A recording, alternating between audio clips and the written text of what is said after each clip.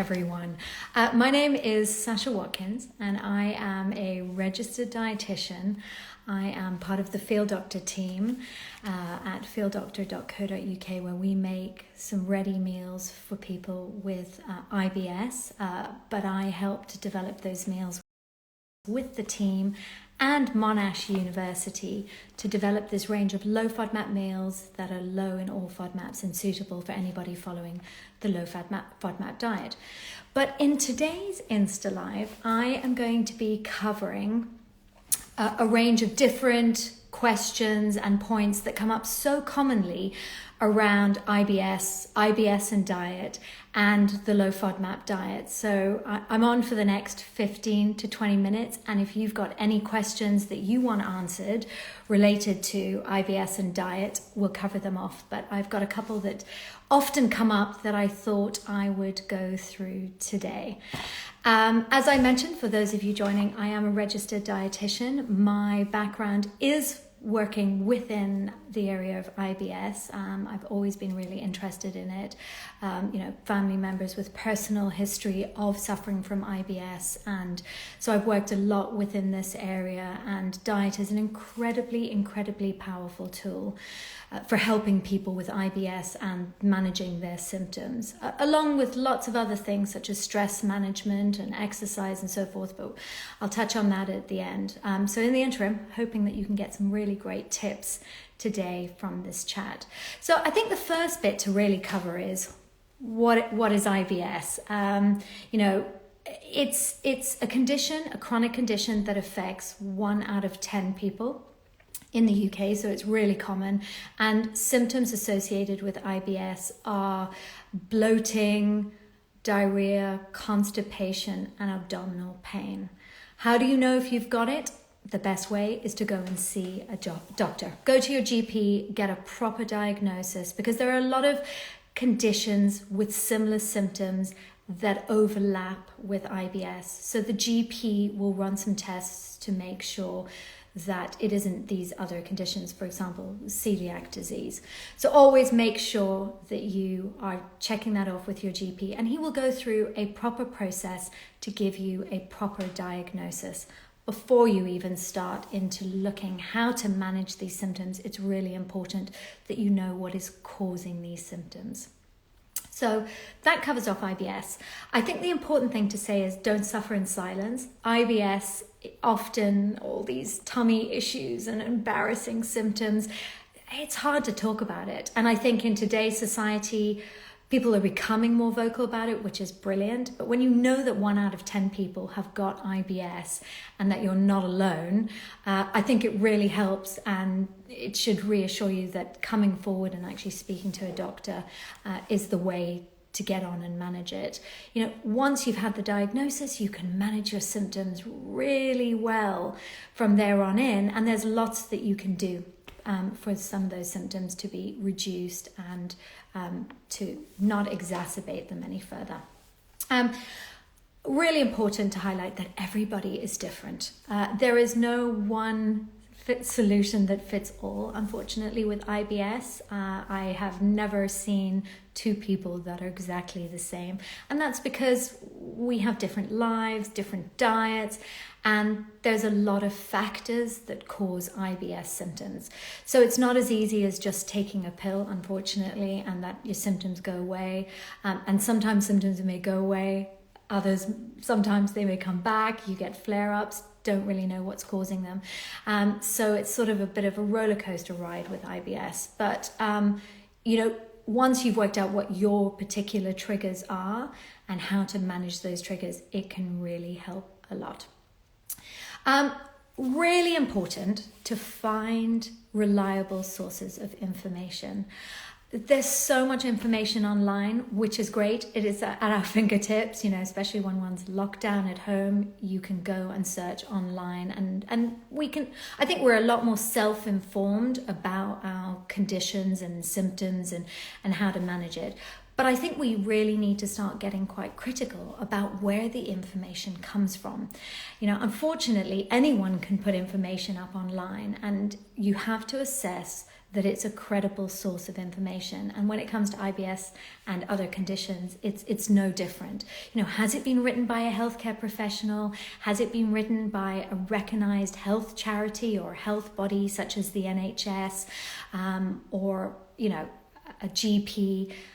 Advice that is given by celebrities who have not had training in medical conditions, one should be wary about. Obviously it's fabulous that they can come forward and share their symptoms and how they're managing it, but for guidance as to what you should be doing, always check the reliability of the source of information. And a couple that are fantastic to look at include the NHS website. There's some great stuff on there about IBS. There's also the British Dietetic Association. They have some fact sheets related to IBS, so you can search on that. I recently did an Insta Live with Marianne Williams about patient webinars. That is a fantastic resource, patientwebinars.co.uk. They cover off a lot of health information related to various different conditions. IBS is one of them on there, so that you can search through and find the one that is relevant for you. In addition to that, IBS Network is a good source of information, so you can check them out. And if you're doing anything related to the Low Fodmap Diet, absolutely look at Monash University's FODMAP information and their app. So that's the fine print around all the stuff related generally to IBS. Let's talk a little bit more about IBS and diet, because there is so much that you can do in relation to changing your diet or modifying your diet to help your symptoms. The first thing is to start with keeping a food and symptom diary. I find this a really useful exercise. Don't do anything, don't make any changes, and for a week create just a simple table. There are lots of examples out there that you can note down every single one of your meals, write down your symptoms, write down the timing of your meals, what's in those meals, and also note other things such as sleep, possible stress that's happening in that week, and so that you've got a really good baseline of what's happening in your diet and symptoms. It's useful because you can start to see some patterns. You can start to identify some patterns around your symptoms and what might be possible triggers. The other thing that's really useful with keeping a food and symptom diary is it helps you understand areas that might need work. And you can bring that food and symptom diary with you to see a dietitian or when you're going to see your GP to sort of help highlight areas that might need work or areas that you are concerned with. And it's a great baseline tool to see where your symptoms are, what type of symptoms, so that when you do start making changes, you can understand what changes have had an impact and which changes have not had an impact. So that's keeping a food and symptom diary. The other thing I would urge with that is try to only make one change at a time. We all want to sort of speed up the process and get to the bottom and, remove any symptoms from one's daily life. But the risk is if you make too many symptoms all at once, you just don't know what is the change that made the biggest difference, or if it was, changing this specific meal or this ingredient, or whether it was the fact that you started doing exercise. So make one change at a time. Things to think about. I've just got a list to remind myself if you are keeping a food and symptom diary. Some things to note. Timing of the meal, how much you are eating at that meal. Have a think about portion sizes. How much you're drinking, note down everything that you're drinking and what time you're drinking it. That's for all fluids in the day, coffees, teas, any drinks. And also to keep an eye on alcoholic drinks and write down how many alcoholic drinks you're having and what type of alcoholic drinks.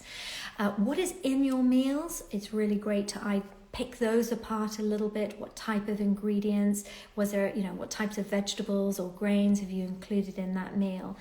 And thinking about how much fiber you're having in a week, exercise, stress, sleep, and any symptoms. And then you can look at patterns on the back of that.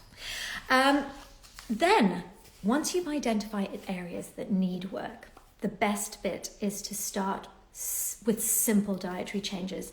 Everybody's starting to become more aware about the Low Fodmap Diet, and I'll get on to that shortly.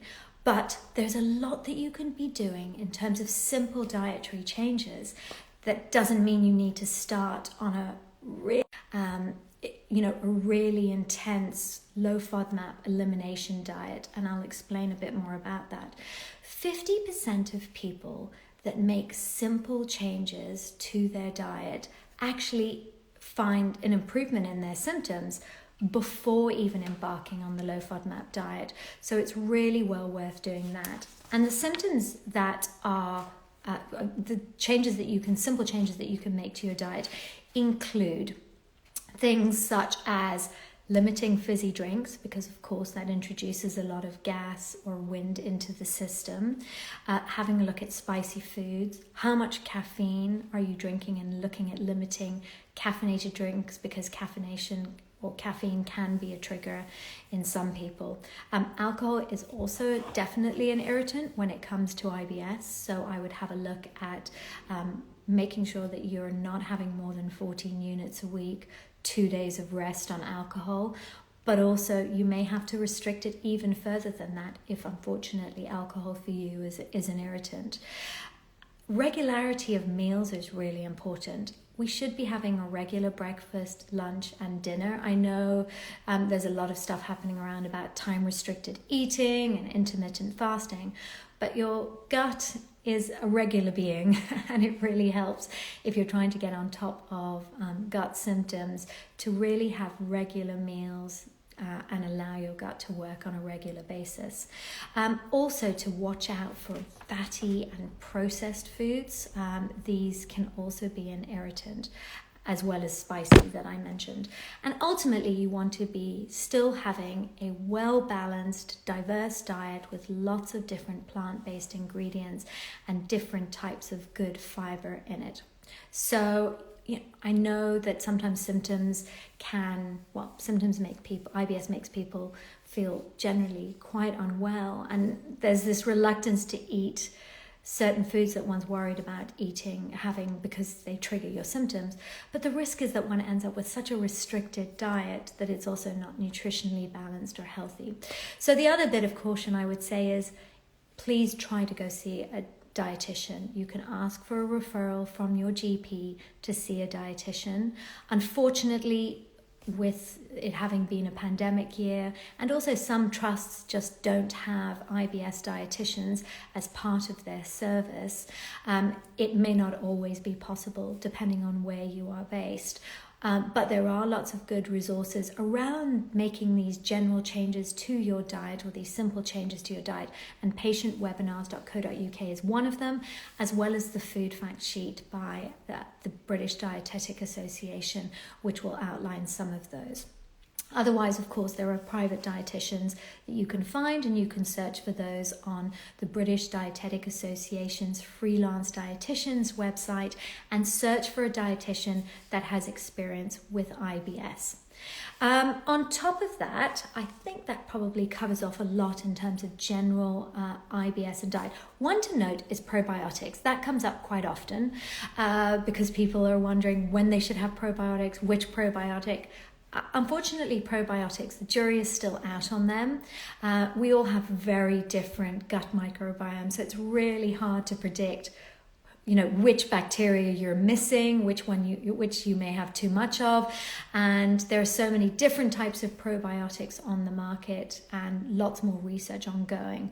So my advice would be, start with making the simple dietary changes first, and only once you've finished your dietary journey, then you can trial a probiotic and trial it for 4 weeks. And then if you don't feel that there's any changes, then you can trial another one for 4 weeks. And in some cases, some people might see some benefits, others don't. So moving on to the Low Fodmap diet.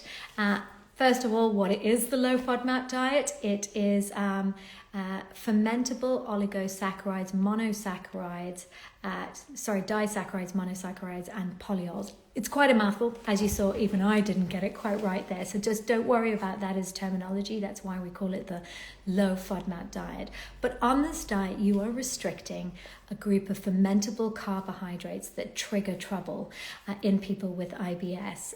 Everybody sometimes reacts to a few of these components, but when you have IBS and you have a sensitive gut, you're more prone to reacting to these foods. And they're across a range of different foods. So it's quite a complicated diet, and definitely one that is best done with the guidance of a dietitian. So, and in the absence of seeing a dietitian or whilst you're waiting for an appointment, again, you can visit patientwebinars.co.uk because there is a great webinar there that talks you through what the diet is. So the diet is based on 3 stages. The first stage is an elimination stage where you remove all FODMAPs from your diet for a maximum of 8 weeks. And then after those 8 weeks, you start reintroducing FODMAPs to find out what your triggers are and also to what level you can tolerate them, what amount you can tolerate.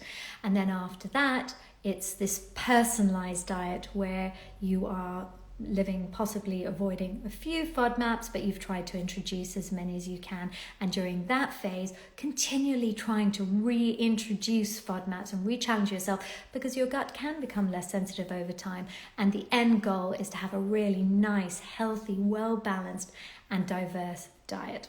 Why do you need to reintroduce them if you feel so good not having FODMAPs in your diet? Because it's really important to know what your triggers are, and they are prebiotics. So they're actually really good for gut health. We don't want you to restrict them. There is evidence out there that's showing that if you're removing FODMAPs from your diet for a lengthy time period, it does affect certain groups of bacteria that are really good and associated with good health outcomes. So we don't want to remove FODMAPs from your diet forever. Couple of top tips on the Low Fodmap diet is understand the process and these stages before you start. The Monash app is a great app. Definitely invest in that. They do all the analysis around the Low Fodmap diet, and they have a lot of information about the different FODMAPs in different foods so you can understand which foods are high in FODMAPs and low FODMAPs. It helps to really plan your meals, plan your grocery trips so that you are really on top of this diet before you actually press the button to go for it, because you don't want to be on the diet too long. So doing it as properly as one can for as short a time period as possible. The other thing to add is it's not a gluten-free diet, it's really a fructan-free diet. People often get confused between gluten and fructans, and a gluten-free food is not necessarily a FODMAP-free food. So really sort of need to keep an eye on that. There's a great app, FODMAP app developed by Food Maestro, if you're in the UK, which can help you read different barcodes to help you find out whether or not that food or that food label has got high FODMAP foods in it and you're navigating the supermarket. Keep an eye on your calcium and fiber levels. We do find that those are 2 nutrients that tend to be affected as people are cutting out vegetables out of their diet and going on a lactose-free diet and using plant-based milk alternatives that are generally lower in calcium, especially the organic variants, because they're not allowed to be fortified with calcium. So just to sort of keep an eye on that. Try again. When you're doing those challenges, sometimes it doesn't work. It may have been that you've had a really stressful day. Keep trying to reintroduce and bring them back in. As I mentioned, your gut becomes less sensitive over time, and foods that you may not have been able to have at the beginning will definitely possibly happen along the way that you do start to tolerate them. The other thing to mention is that the low FODMAP diet doesn't work for everyone. In 25% of people, it doesn't work. And if it doesn't work for you, that's okay. At least you've tried it and you've understood that the diet didn't work for you. And then it sort of helps you look beyond diet. There are plenty of other triggers for IBS: stress, lifestyle, not doing exercise. All of these things have an impact. So I think that sort of rounds it up in terms of the low FODMAP diet. We have so much more information on the low FODMAP diet on the Field Doctor website, fielddoctor.co.uk. We have a blog. I did a lot of Insta Live sessions in the month of April with various different dietitians and experts in the field of IBS, so you can catch up with those on there with specific topics related to IBS myths, the low FODMAP diet, and these simple dietary tips I mentioned at the beginning. I just want to end on the point of don't despair. You can live really well with IBS. It's just about coming forward, talking to your friends and family and telling them that you have these symptoms, getting the right support, and then working out what the solution is for you and for your symptoms, and understanding your body and your triggers. I think, if anything, it's a great time to check into your body and what makes you feel good, what's not working for you, and how to get back on track. And I think it holds true for everybody, not just for those with IBS, that in a busy lifestyle, we just don't stay on top of general wellness, and it's sort of easy to push it out of the way and not think about how we're feeling, what we're eating, and should we be sleeping better, for example. So it's a great exercise just to get in touch with yourself again and your body, and to make some really positive changes. And of course, if you need any help around this, pay us a visit at Field Doctor. We're there to support you if you are heading on an IBS and diet journey. But that's me done for the day. I run over slightly with the 20 minutes. I hope it was of use, but really lovely to chat to you today.